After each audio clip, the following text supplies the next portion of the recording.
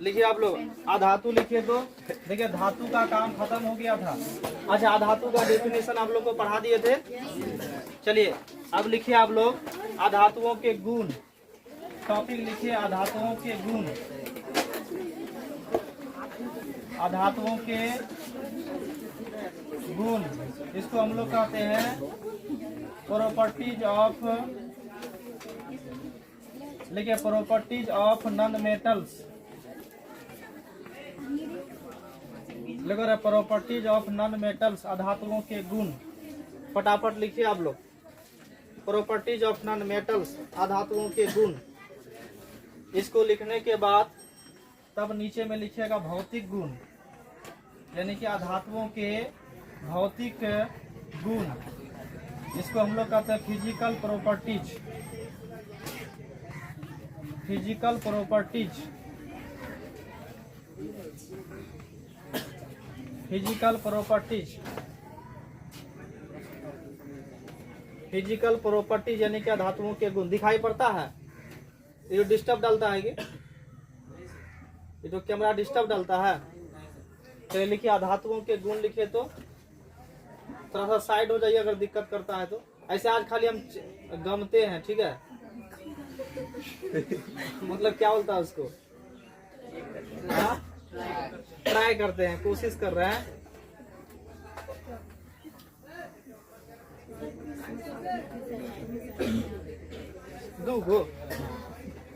दूगो कौन लगाए थे?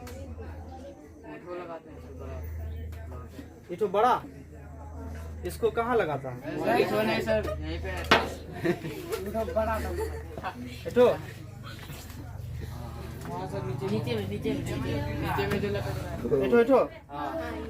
वहाँ पे लगाइए। ओ ये बात है, कहाँ हो रहा है?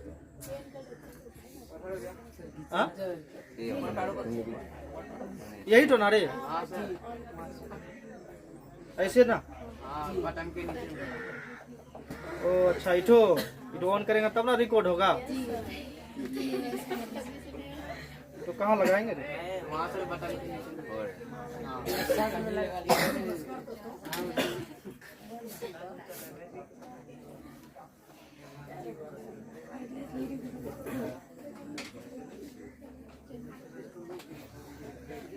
हो रहा है कि नहीं हो रहा है?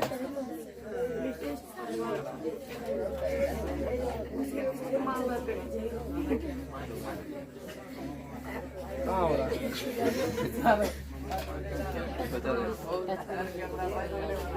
कहाँ है? वीडियो देते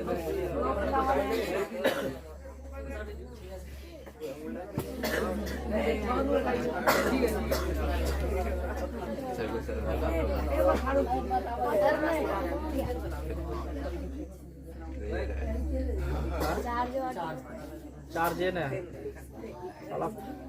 ट्राई बड़ा बेकार हो जाता है।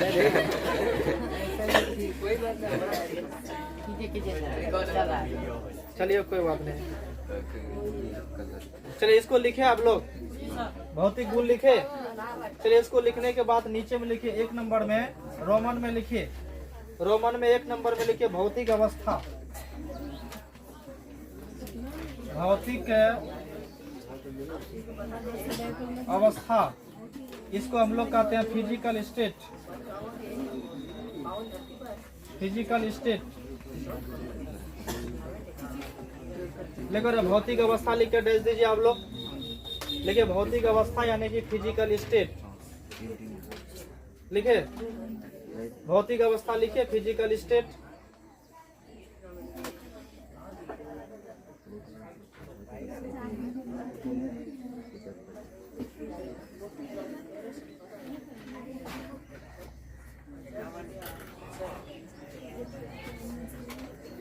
क्या लिखे? फिजिकल स्टेट लिखे, भौतिक अवस्था लिखे। नीचे में लिखे लिखो आधात्वे, लिखो आधात्वे,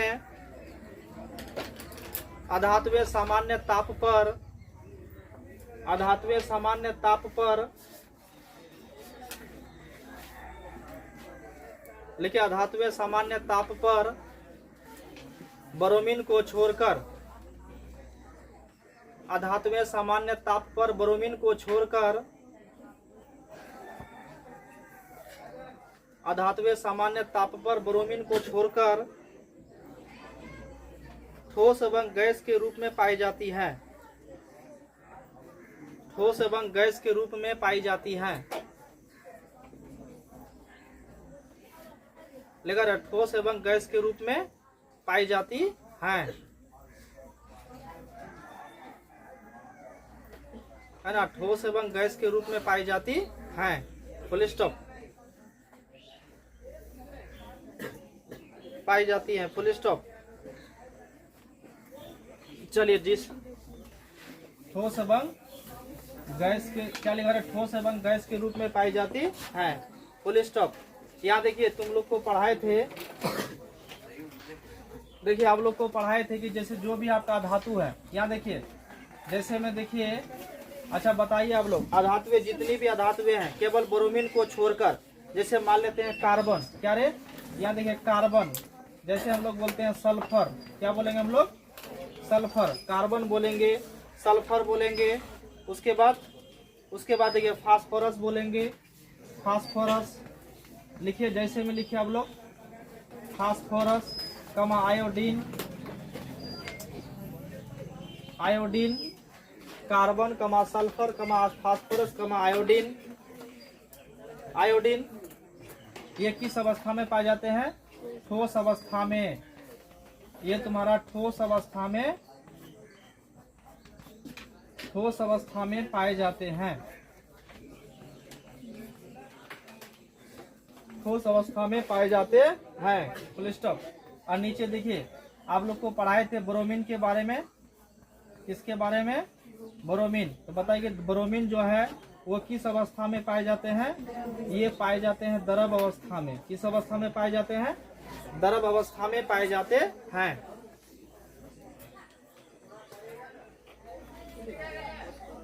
लिखा, ये द्रव अवस्था में पाए जाते हैं।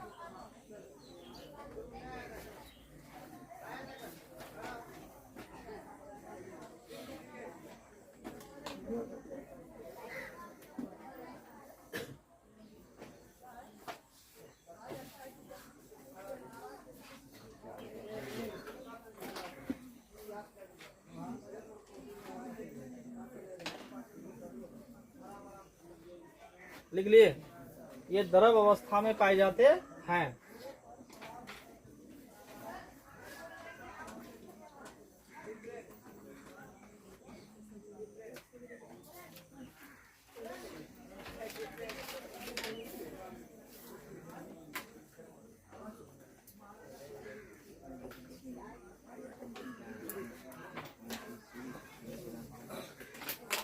लिख लिया आप लोग, ये किस अवस्था में पाए जाते हैं? द्रव अवस्था में पाए जाते हैं। Full stop. चलिए यहाँ पर ध्यान दीजिए आप लोग थोड़ा सा बोर्ड में। यहाँ देखिए अभी हम आप लोग को पढ़ाए अधातु के बारे में। अच्छा बताइए अधातु तुम्हारा क्या है? अधातु कमरे के ताप पर या सामान्य ताप पर किस अवस्था में पाए जाते हैं? बताओ, अधातु में सामान्य ताप पर किस अवस्था में पाए जाते हैं? ठोस अवस्था में। जैसे देखो यहाँ देखिए कार्बन, कार्बन क्या है? ठोसे है ना। कार्बन क्या है? ठोस है। जैसे देखिए सल्फर, सल्फर क्या है? ठोस है। ये फास्फोरस, फास्फोरस क्या है? ठोस है। आयोडीन नमक देखे है ना आप लोग, तो आयोडीन नमक किस अवस्था में पाए जाते हैं? ठोस अवस्था में। किस अवस्था में? याद रखो। लेकिन आप लोग को पढ़ाए थे एक ऐसी अधातु का नाम बताइए जो द्रव अवस्था में पाए जाते हैं? ब्रोमीन। अगर धातु बोलेंगे तो पारा, धातु बोलेंगे तो पारा, अधातु बोलेंगे तो ब्रोमीन। बात समझे? अधातु बोलेंगे तो ब्रोमीन, अधातु बोलेंगे तो पारा। हो गया आप लोग का? चलिए अच्छा, जैसे देखिए कुछ अधातु ऐसे भी हैं जो गैसीय अवस्था में पाए जाते हैं। यहाँ देखो जैसे गैसेस स्टेट में, यहाँ देखो गैसेस स्टेट में कौन कौन सा धातु पाया जाता है? जैसे देखिए आपका हाइड्रोजन, या H2 कर देते हैं, कोई दिक्कत? यहाँ देखिए हम लोग H2 कर देंगे। H2 आपका क्या हुआ? हाइड्रोजन। या गैसीय अवस्था में पाए जाते हैं ना। जैसे हम लोग बोलते हैं ऑक्सीजन, ये किस अवस्था में पाए जाएंगे? द्रव अवस्था में। जैसे हम लोग बोलते हैं उसके बाद देखो नाइट्रोजन, N2 का मतलब नाइट्रोजन। जैसे बोलेंगे Cl2, ये तुम्हारा किस? क्लोरीन। Cl2 मतलब क्लोरीन। ये तुम्हारा किस अवस्था में पाया जाता है? गैसीय अवस्था में। तो कुछ अधातु ऐसे भी हैं जो ठोस अवस्था में पाए जाते हैं, और कुछ अधातु ऐसे हैं जो द्रव अवस्था में पाए जाते हैं। और कुछ धातु ऐसे हैं जो किस अवस्था में पाए जाते हैं, गैसीय अवस्था में। तो गैसीय अवस्था में कौन कौन सा धातु पाया जाता है, जैसे देखिए हाइड्रोजन, ऑक्सीजन, नाइट्रोजन, क्लोरीन, ये तुम्हारा किस अवस्था में पाया जाता है, गैसीय अवस्था में। ये गैसेस स्टेट में, इसको भी नीचे लिख लीजिए आप लोग, इसको भी लिख लीजिए, गैसेस स्टेट लिख के डैश दीजिए, लिखिए हाइड्रोजन, ऑक्सीजन, नाइट्रोजन, क्लोरीन, यहाँ पर आप लोग को ETC कर देना है।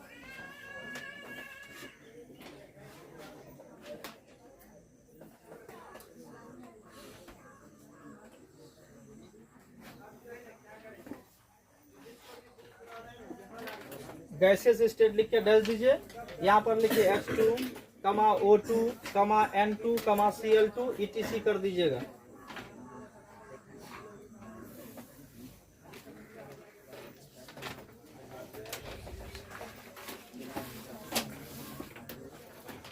हो गया आप लोग का। अगर ये हो जाएगा तो नीचे में लिखिएगा नंबर 2 में, 2 नंबर में लिखिएगा भंगुरता, 2 नंबर में लिखिए भंगुरता। भंगुरता लिख के डैश दीजिए, तो भंगुरता लिख के डैश दीजिए, भंगुरता, यहाँ लिखा हुआ भंगुरता।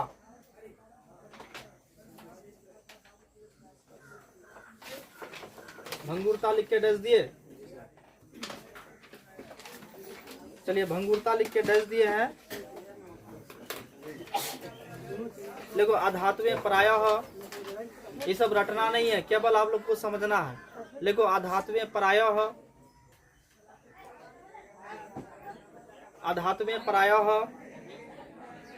भंगुर होती है, अधातुएं प्रायः भंगुर होती है, अधातुएं प्रायः भंगुर होती है। लिखा रे, भंगुर होती है, जिनसे चादरें एवं तार नहीं बनाए जा सकते हैं, जिनसे चादरें एवं तार नहीं बनाई जा सकती हैं, जिनसे चादरें एवं तार नहीं बनाई जा सकती हैं।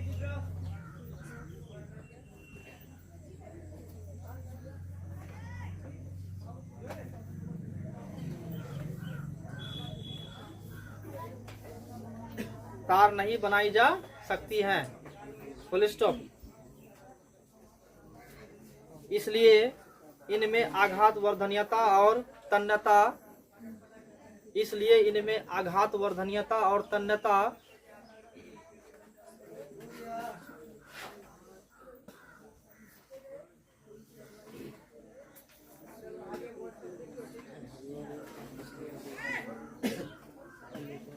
इसलिए इनमें आघात वर्धनीयता और तन्यता,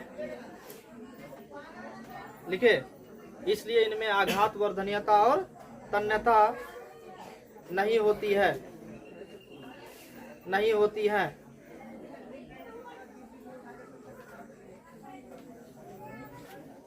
आघात वर्धनीयता और तन्यता नहीं होती है, फुल स्टॉप। लिखा? हाँ, चलिए यहाँ समझिए आप लोग, यहाँ ध्यान दीजिएगा। अच्छा बताइए, ये भंगुरता का मतलब आप लोग समझते हैं? इधर ध्यान दीजिए बोर्ड में, ये भंगुरता का मतलब आप लोग समझते हैं? देखिए भंगुरता मतलब ये होता है कि जिस धातु को अगर हम लोग पीटते हैं तो धातु को पीटने के बाद उसका हम लोग तार बना सकते हैं, या धातुओं को पीट करके हम लोग चादर के आकार का उसको बना सकते हैं। लेकिन बताइए क्या अधातु को पीट करके हम लोग तार बना सकते हैं? क्या धातुओं को पीट करके हम लोग क्या बोलते हैं कि उनको लंबा लंबा तार या चादर बना सकते हैं? नहीं। मतलब अधातु में क्या होती है? भंगुर होती है। अधातु में क्या होती है? भंगुर। भंगुर का मतलब ये हुआ कि जब आप अगर अधातु को पीटिएगा तो पीटने के बाद वो चूर चूर हो जाता है। पीटने के बाद वो क्या होता है रे? चूर चूर। जैसे देखो मान लेते हैं, क्या हाइड्रोजन को पीटा जाएगा? ये तो अधातु है। क्या आप कार्बन को पीटिएगा तो चूर चूर हो जाएगा ना? कार्बन मतलब जैसे देखो कोयला देखे आप लोग ना, कोयला देखे है ना रे? तो कोयला में कार्बन रहता है ना। जैसे मान ले एंथ्रासाइड कोयला, पीट कोयला, बिटुमिनस कोयला, ये सब जितने भी नाम हम बताए आप लोग को सभी कोयला का नाम है। क्या हम लोग कोयला को जब पीटेंगे तो उसका चादर बनेगा? बोलो चादर बनेगा रे? क्या कोयला को पीटेंगे तो लंबा लंबा तार बनेगा? वो तो चूर चूर हो जाएगा ना। वो तुम्हारा क्या होगा? चूर चूर हो जाएगा। इसलिए अधातुओं में क्या होती है, बताओ अधातुओं में क्या होती है, तन्यता का गुण नहीं पाया जाता है। अधातुओं में आघात वर्धनीयता का गुण नहीं पाया जाता है। आघात वर्धनीयता और तन्यता 1000 बार हम तुम लोग को पढ़ाए हैं, बताए हैं। क्या बताना पड़ेगा फिर हम लोग को? नहीं बताना पड़ेगा ना। इसलिए अधातुओं में ऐसा गुण नहीं पाया जाता है, जिसको हम लोग कहते हैं भंगुरता।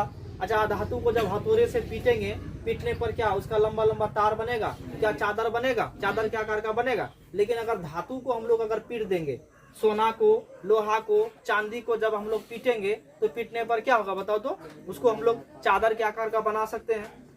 तो सबसे अधिक आघातवर्ध धातु कौन है? बोलो। और सबसे अधिक तन्य वाला धातु कौन है? वही सोना और चांदी। कौन होगा रे? सोना और चांदी होगा। कोई दिक्कत किसी को? कोई प्रॉब्लम नहीं। चलिए, भंगुरता हो गया। अब लिखिए आप लोग चमक। नंबर 3 में लिखिए चमक। धातु में लिखा है ना रे, अधातु में नहीं लिखा है। हम लोग अभी अधातु पढ़ रहे हैं ना। चलिए चमक लिख के डैश दीजिए आप लोग। चमक लिख के डैश दिए, चमक लिख के डैश दीजिए। वहाँ रख दो ना कुर्सी में किताब। चमक लिखिए। लिखो अधातुओं में, लिखो रे अधातुओं में। आज किताब के चलते हमको ये टॉपिक पढ़ाना पड़ रहा है। लेकिन अधातुओं में कोई विशेष चमक नहीं होती है। अधातुओं में कोई विशेष चमक नहीं होती है।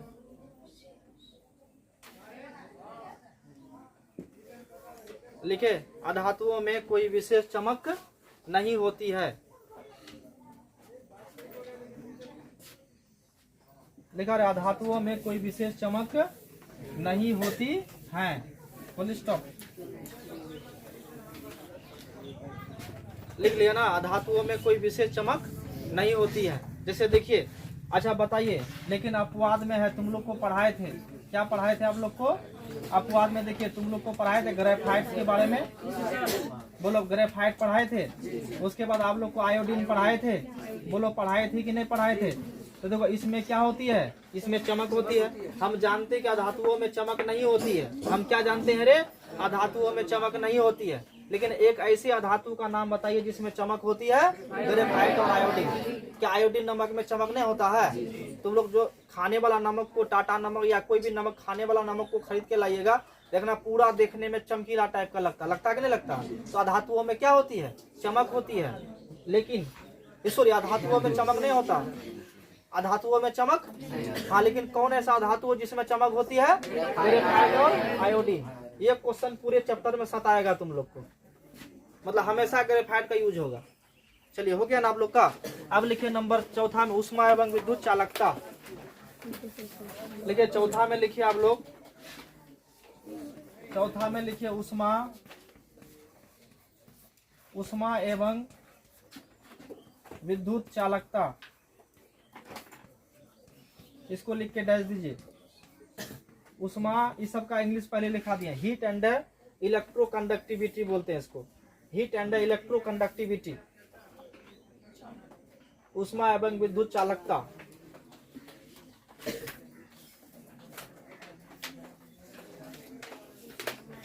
लिखा रहे ऊष्मा एवं विद्युत चालकता लिखे। हाँ, चलिए ऊष्मा एवं विद्युत चालकता लिखिए। लिखिए अधातुएं, लिखो रे अधातुएं, अधातुएं, अधातुएं ऊष्मा एवं, अधातुएं ऊष्मा एवं विद्युत की कुचालक होती हैं। अधातुएं ऊष्मा एवं विद्युत की, अधातुएं ऊष्मा एवं विद्युत की कुचालक होती हैं।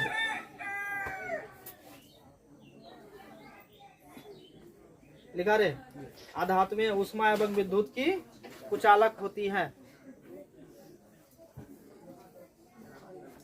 कुचालक होती हैं, फुल स्टॉप। तब नीचे में अपवाद लिख के दस दीजिएगा। और अपवाद में लिखिएगा ग्रेफाइट। क्या लिखेंगे हम लोग? ग्रेफाइट। ग्रेफाइट ये तुम्हारा विद्युत का सुचालक होता है। ये तुम्हारा क्या होता है रे? विद्युत का सुचालक। ग्रेफाइट जो वो विद्युत का तुम्हारा क्या होता है? सुचालक होता है।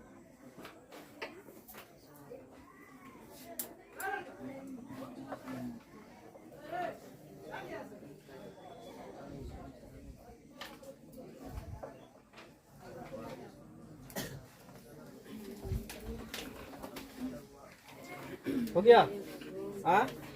चलिए यहाँ पर ध्यान दीजिए आप लोग, इधर देखो। क्या बताइए आप लोग, अधातुवीय ऊष्मा और विद्युत का सुचालक होगा रे? अधातु ऊष्मा का सुचालक होता है क्या? अधातु विद्युत का सुचालक होता है? नहीं होगा ना, बोलो होगा? देखो विद्युत का सुचालक का मतलब जिसमें करंट नहीं लगे। अच्छा जैसे मान लेते हैं, जैसे जो अधातु है, क्या कोयला में करंट लगेगा? कोयला में करंट लगता है क्या? कार्बन में करंट लगेगा क्या? हाइड्रोजन गैस में करंट लगेगा क्या? ऑक्सीजन गैस में करंट लगेगा? इसका मतलब वो तुम्हारा क्या विद्युत का कुचालक हुआ ना। और ऊष्मा का भी, वो ऊष्मा का भी क्या होगा? कुचालक होगा। जैसे मान लेते हैं हम लोग अगर किसी भी चीज को जलाएंगे, जैसे मान लेते हैं कार्बन को जलाएंगे या कोयला को जलाते हैं, तो क्या वो जल के कोई पदार्थ बनता है? जल के तो राख बन जाता है ना वो तुम्हारा। इसी कारण से वो ऊष्मा का क्या होता है रे? कुचालक होता है। लेकिन आप बताइए ऐसे अधातु का नाम बताइए जो ऊष्मा और विद्युत दोनों का सुचालक होता है। ग्रेफाइट। कौन होगा? क्या याद रहेगा ना सबको? चलिए अब लिखे नंबर 5 में गलनांक एवं क्वथनांक। अब हम लोग चलते हैं नंबर 5 में। नंबर 5 में लिखेंगे गलनांक एवं क्वथनांक।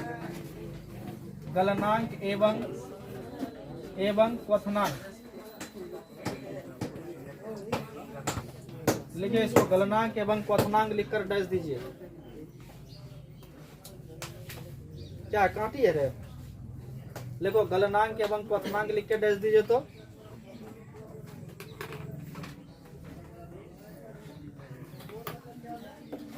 क्या लिखे? गलनांक एवं क्वथनांक लिख के डैश दिए।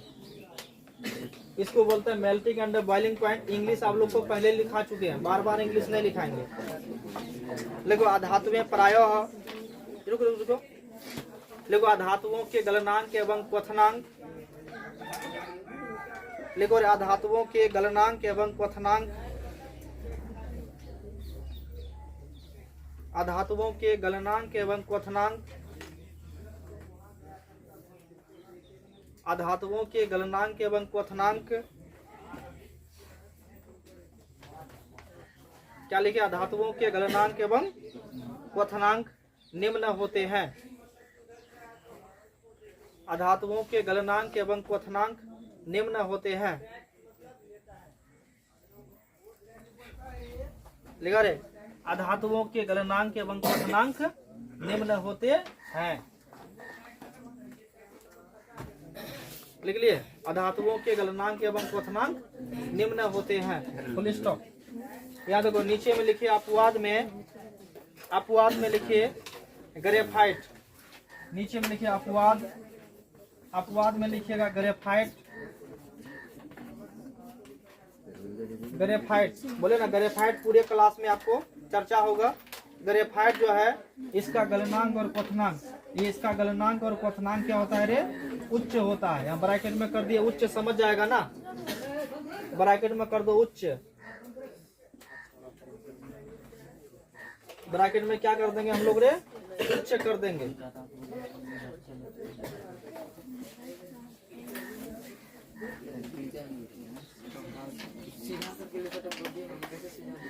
लिख लिए? तो बताइए अधातुओं के गलनांक और क्वथनांक क्या होते हैं? ध्यान दो इधर। अधातुओं का मेल्टिंग पॉइंट और बॉइलिंग पॉइंट, मतलब गलनांक और क्वथनांक दोनों क्या होता? निम्न होगा। जैसे अधातु को जब गलाएंगे तो तुरंत गल जाएगा। अधातु को क्वथनांक मतलब भाप निकलना, गलाओगे तो तुरंत भाप निकल जाएगा। इसी कारण से अधातुओं का गलनांक और क्वथनांक क्या होता है?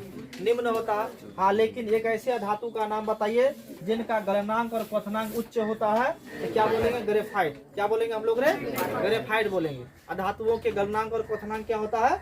उच्च, निम्न होता है। तो कौन ऐसा धातु है जिनका गलनांक और क्वथनांक उच्च होता है? ग्रेफाइट। कौन होगा? ग्रेफाइट होगा। चलिए अब लिखिए नंबर 6 में कठोरता। लिखिए नंबर 6 में लिखिए कठोरता। फटाक से इसको लिख के डैश दीजिए।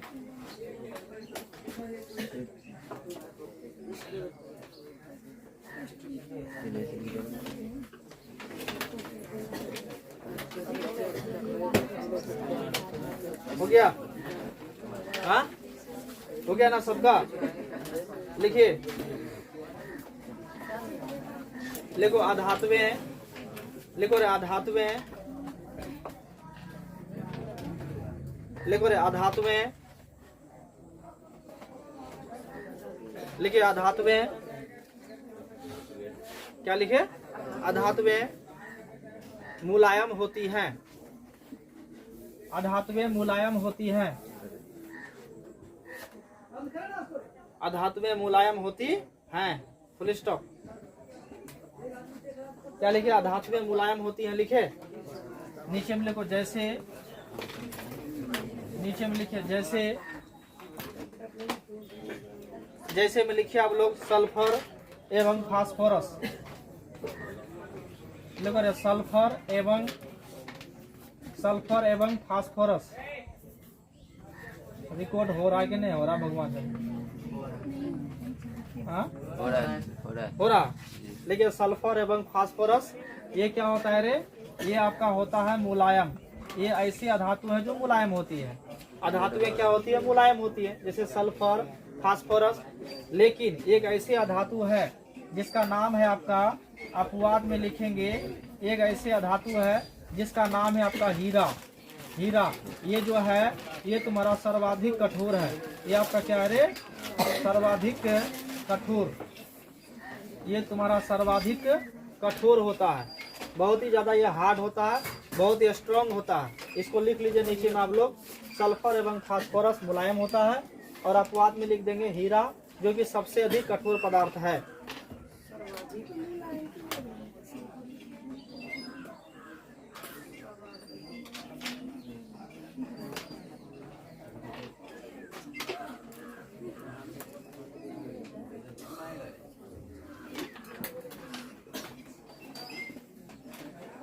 अब ऐसे ट्राई मार रहे, देंगे कैसा